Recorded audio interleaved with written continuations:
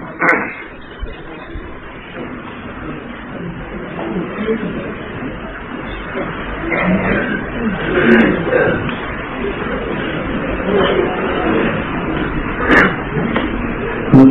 ونصلي على رسوله الكريم أما بعد أعوذ بالله من الشيطان الرجيم بسم الله الرحمن الرحيم وَلَقَدْ آتَيْنَاكَ سَبْعًا مِنَ الْمَثَانِي وَالْقُرْآنَ الْعَظِيمِ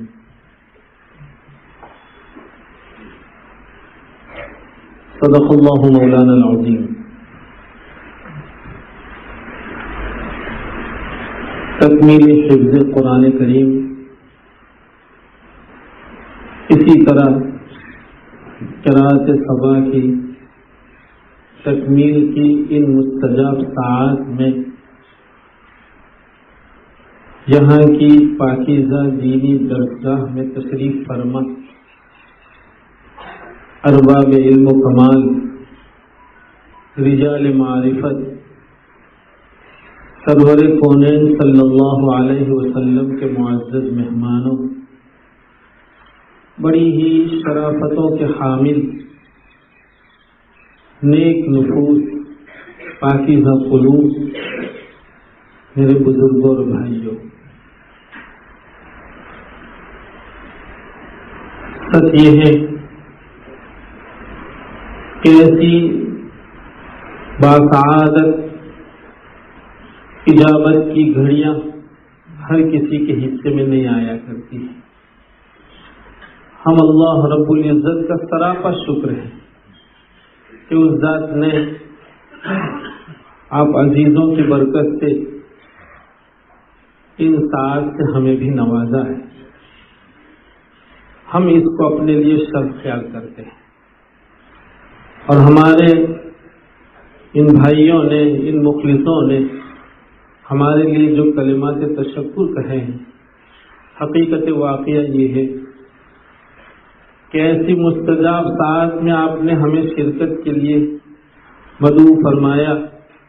ہم مہمان نہیں ہیں، ہر کوئی ایسی مستجاب ساعت کا جویا ہوتا ہے، اسے تلاش ہوتی ہے کہ کچھ قبولیت کی گھڑیاں اس کے حصے میں آ لگے۔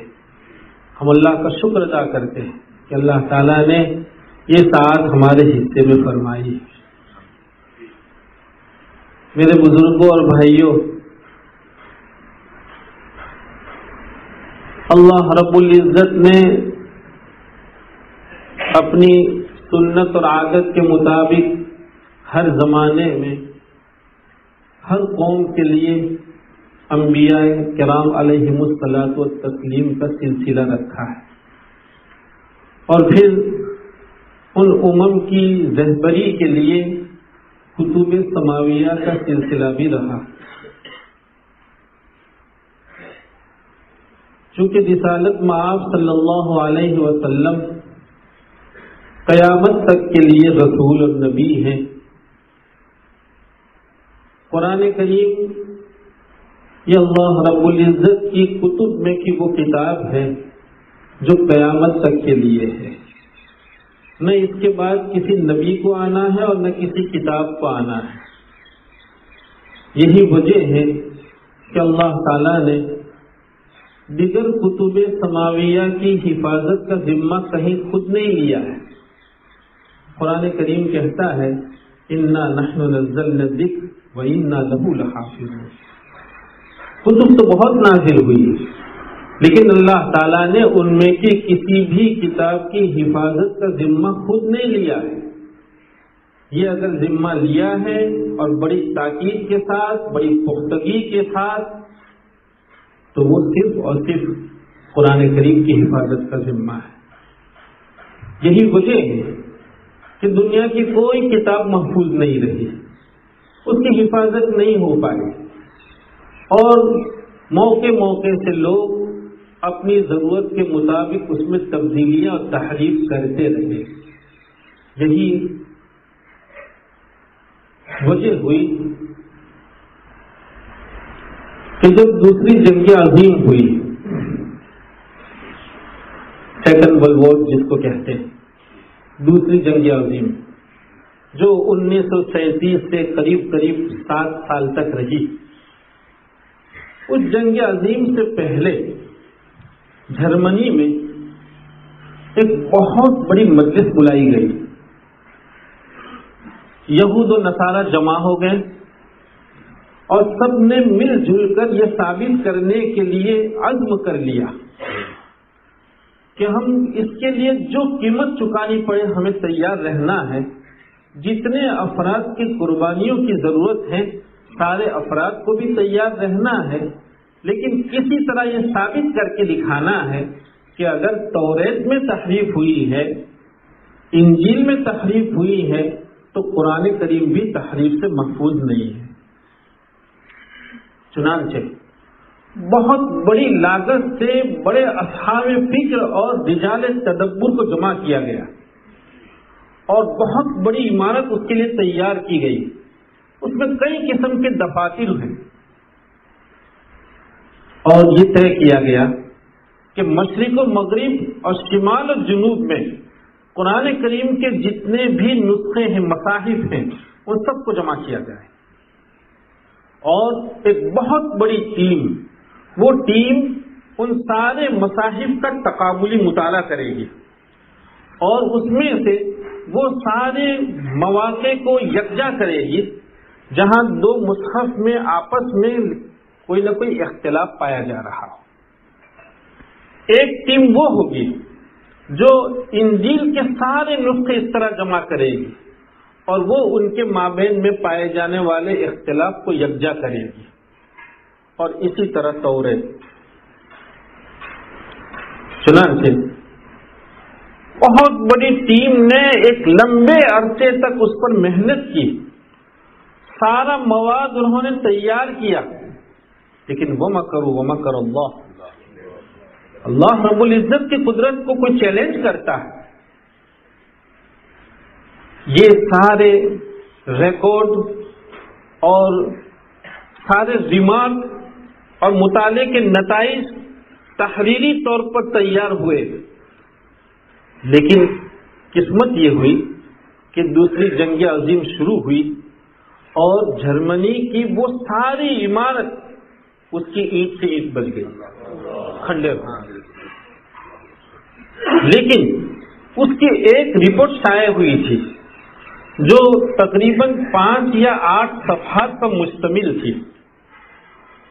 اس میں یہ شائع ہوا تھا کہ انجیل کے مطالعے کا نتیجہ اور حاصل یہ تھا کہ 2.25 لاکھ مواقع ایسے تھے انجیل میں کہ ان میں باہم اختلاف پایا جا رہا تھا. ایک انجیل میں کچھ ہے، دوسری میں کچھ ہے، اس میں کچھ ہے، کسی میں کوئی کلمہ ہے، کسی میں نہیں ہے. قرآن کریم اس کی لیپی، املا، رسم، اس میں تو اختلاف تھا، اس لیے کہ عربی ہے. آپ دیکھتے ہیں عرب سے چھپنے والے مصاحف کچھ ہوتے ہیں، ہمارے ہندو پاک سے چھپنے والے مصاحف کچھ ہوتے ہیں، لیکن کسی کلمے کی کمی زیادتی، کسی جگہ قطع و برید، ایک کلمے کی جگہ دوسرے کلمے جیسے ہیرا پھیری، اس کا ایک شاہد بھی کوئی تیار نہیں کر سکا، نہیں پا سکا. اللہ کا شکر ادا کیجیے. یہ کس کے بل بوٹے پر ہے؟ قرآن کریم کی صدیوں سے یہ جو حفاظت ہو رہی ہے کس کے بل بوٹے پر ہے؟ یہ الحمدللہ ثم الحمدللہ اس طبقے کے بل بوٹے پر ہے. امت مسلمہ جو فخر کر رہی ہے کہ اتنی صدیاں گزر گئی، قرآن کریم کا کوئی حرف ادھر ادھر نہیں ہو پایا، کوئی نقطہ ادھر ادھر نہیں ہو پایا، کس کی وجہ سے؟ الحمدللہ یہ لوگ ہیں جن کے سینوں میں قرآن کریم محفوظ ہو گیا ہے، ان کے سینے مصاحف سے عبارت ہو گئے ہیں. یہی مصاحف الحمدللہ. بہت مبارکباد کے قابل ہیں وہ لوگ جو اللہ رب العزت کی طرف سے اس کے لیے منتخب کیے گئے ہیں، چونکہ اللہ تعالیٰ نے اس کی حفاظت کا ذمہ لیا ہے، لیکن وہ ذات اپنی اس ذمہ داری کے لیے اس پاکیزہ طبقے کو منتخب کیے ہوئی ہے، چاہے وہ ڈائریکٹلی خود حفظ کرتے ہوں یا اللہ کے وہ نیک دل اور پاکیزہ اور نیک نفوس بندے ہوں جو اس طبقے کی خدمت میں لگے ہوئے ہیں. وہ سارے لوگ درجہ بدرجہ حفاظ قرآن ہیں. سارے لوگ، صرف یہ حافظ نہیں ہے. جو لوگ ان حفاظ کی خدمت کا جذبہ اور داعیہ رکھتے ہیں وہ اپنی قسمت پر جتنا ناز کریں کم ہے کہ ہم وہ خود حافظ نہیں ہو پائے، لیکن الحمدللہ قرآن کریم کی حفاظت میں ہمارا بھی کسی نہ کسی درجہ حصہ ہے. الحمدللہ ثم الحمدللہ. میرے بھائیوں، قرآن سبحان اللہ کیا کہیں. اس سے تو اللہ رب العزت جس کو بھی تھوڑا سا رشتہ دے دیتا ہے، وابستگی دے دیتا ہے، اس کی تو قسمت کو کہنے کے لیے عبارت نہیں ہوتی. اس کی قسمت کتنی اچھی ہوا کرتی. قرآن تو آپ جانتے ہیں کہ یہ وہ نعمت ہے. قرآن ایسا دوست ہے جو اپنے دوست کو ہر موقع پر یاد رکھتا ہے. قرآن کریم کا حافظ دنیا میں معزز. ابھی رمضان مبارک آئے گا، غریب سے غریب گھرانے کا بچہ، غریب سے غریب گھرانے کا، بہت ہی لوور کلاس کی برادری کا بچہ، لیکن اگر وہ شاندار حافظ ہوگا، اللہ کے کلام کا اس کے پاس ملکہ ہوگا، تو ظاہر بات ہے بڑے بڑے خاندان کے لوگ اور اصحاب ثروت اس کے پیچھے نماز ادا کریں گے، تراویح. یہ عزت اس بچے کے حصے میں، غریب گھرانے کے بچے کے حصے میں کیسے آ رہی ہے؟ قرآن کریم کی معرفت آ رہی ہے. قرآن کریم یہ کسی کی تاریخ بدلتا ہے، کسی کا سمبول بدلتا ہے، کسی کا تعارف بدل دیتا ہے. دنیا میں بھی عزت کا سبب ہے. عالم برزخ میں جب آدمی، آپ جانتے ہیں عالم برزخ جب آدمی اس دنیا سے چلا جاتا ہے، منو مٹی کے نیچے دفن ہو جاتا ہے. میدان محشر تو قیامت کے بعد قائم ہونا ہے، لیکن وہاں تک کا جو پورا عالم ہے اور اتنا جو عرصہ ہے، تو اس عرصے میں بھی قرآن کریم اپنے حافظ کو اور اپنے دوست کو بھلاتا نہیں ہے. میدان محشر میں تو اللہ رب العزت کے یہاں قرآن کریم اپنے خادم کے لیے، اپنے حافظ کے لیے، اپنے حامل کے لیے اللہ رب العزت کی بارگاہ میں صرف سفارش نہیں کرے گا، صرف سفارش نہیں کرے گا، سفارش کرے گا اور ضد کے ساتھ کرے گا. جیسے ایک بچہ اپنی ماں کے ساتھ ضد کرتا ہے اور ماں اور باپ جیسے اس کی ضد کو پورا کر دیا کرتے. قرآن کریم اللہ رب العزت کی بارگاہ میں اس طبقے کے لیے الحمدللہ یہ پورا طبقہ ہے جس کے لیے قرآن کریم مصر ہو جائے گا. لیکن عالم برزخ میں وہاں بھی ساتھ نبھائے گا. اب دنیا جانتی ہے کہ یہ عالم بہت ہی جو ہے وہ ٹینشن کا عالم ہے، بڑے فکر کا عالم ہے. اچھے اچھے اتقیاء، صلحاء، اولیاء یہ قبر کے حالات سے خائف ہوتے ہیں. ہر ایک کو اس کا ڈر لگا رہتا ہے کہ نہ معلوم اللہ رب العزت کی طرف سے کیا معاملہ ہونے والا ہے قبر میں. لیکن قرآن کریم ہے، یہ حامل قرآن سے کہتے ہیں گھبرانے کی ضرورت نہیں. ابھی حامل قرآن کا جنازہ رکھا نہیں گیا کہ قرآن کریم وہاں حاضر ہو جائے گا. قبر کی تاریکیوں سے دنیا ڈرتی ہے. حضرات صحابہ کرام رضی اللہ تعالیٰ عنہم جیسا پاکیزہ طبقہ کہ جناب نبی کریم صلی اللہ علیہ وسلم کے بعد اس دنیا میں قیامت تک ایسا پاکیزہ طبقہ آنے والا نہیں، لیکن وہ طبقہ بھی قبر کے باب میں کتنا فکر مند. حامل قرآن کو دیکھیے کہ حامل قرآن جب قبر میں پہنچتا ہے، قبر کی تاریکی اس کے یہاں نہیں ہے، قرآن کریم آ کے اس کی قبر کو منور کر دیتا ہے. پہلے وہاں ظاہر بات ہے کسی مونس کی ضرورت ہے، کسی ایسے سہارے کی ضرورت ہے جو ہمت دلائے.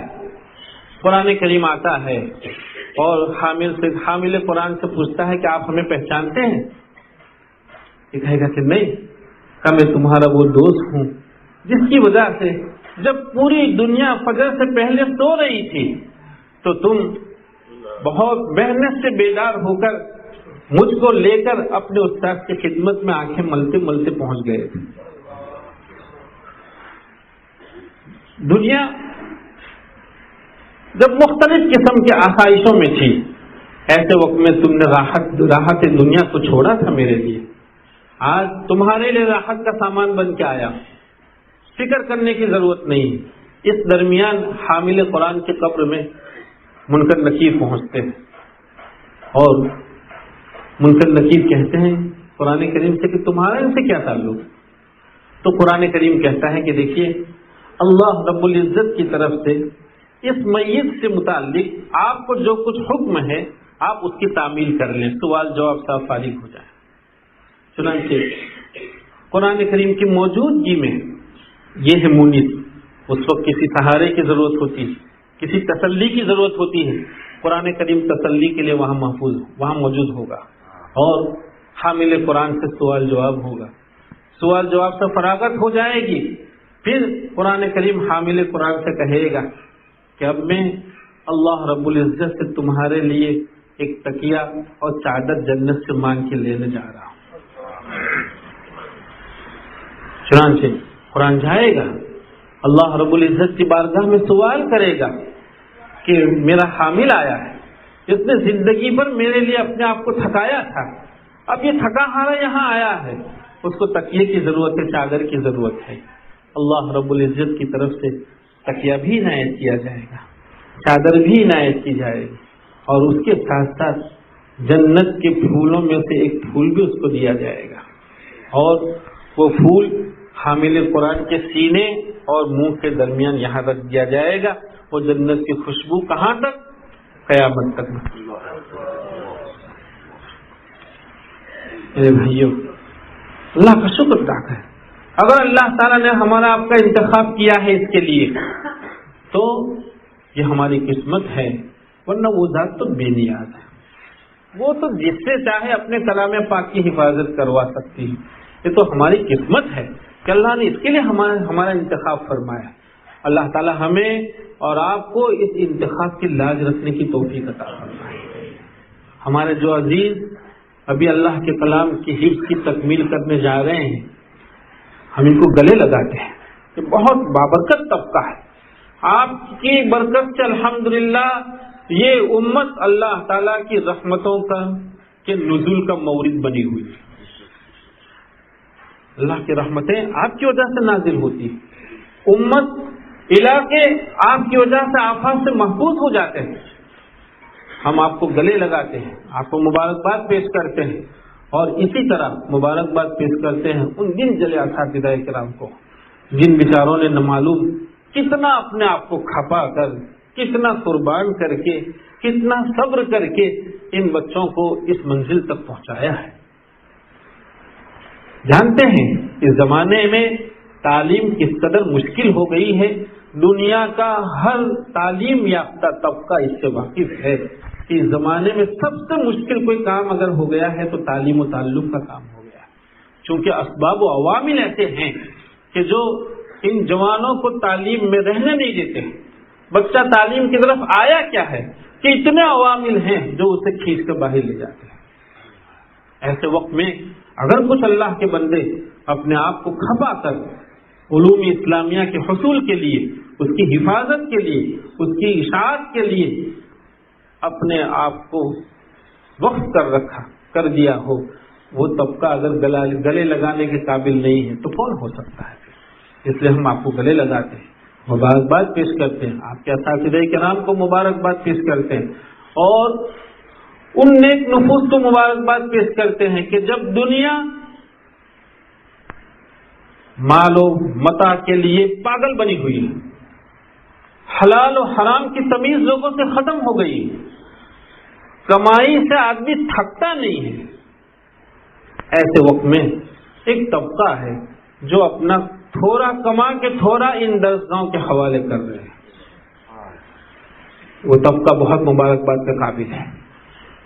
اسی طرح ہمارے جو عزیز ابھی قرأت صبا کی تکمیل کرنے جا رہے ہیں، ہم اس بچے کو بھی مبارکباد پیش کرتے ہیں کہ قرأت صبا یہ کس قدر مشکل فن ہے۔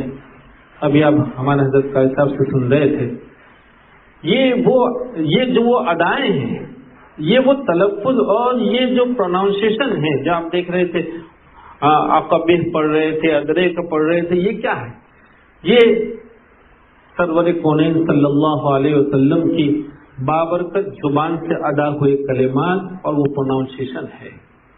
صدیوں بعد بھی اسی طبقے نے اللہ کے رسول صلی اللہ علیہ وسلم کی مبارک زبان سے سن کر ان پروناؤنسیشن اور ایسے تلفظ اور ایسی قراتوں کو آج تک جوں کا تو محفوظ رکھا ہے۔ کون رکھ سکتا ہے؟